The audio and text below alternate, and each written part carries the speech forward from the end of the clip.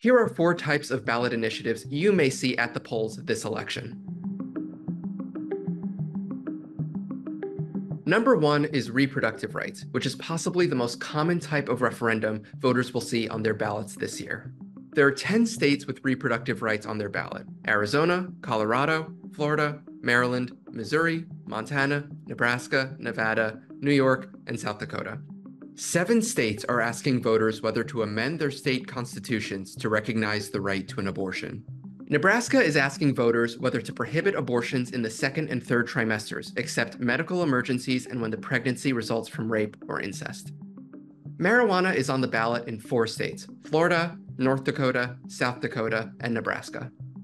Voters in Florida, North Dakota, and South Dakota will decide whether to make recreational marijuana legal for everyone over 21. Nebraska, meanwhile, has a pair of measures on whether to legalize the use and sale of medical marijuana. And the legal use of psychedelics will be on the ballot in Massachusetts, where a proposal is asking whether to allow individuals to grow and use psilocybin and psilocin, along with some other substances.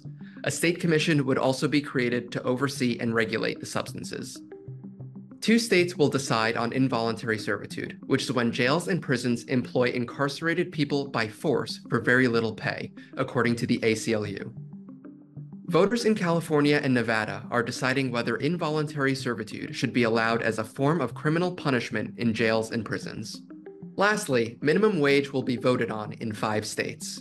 Alaska and Missouri are proposing a minimum wage of $15 an hour, along with enacting paid sick leave requirements.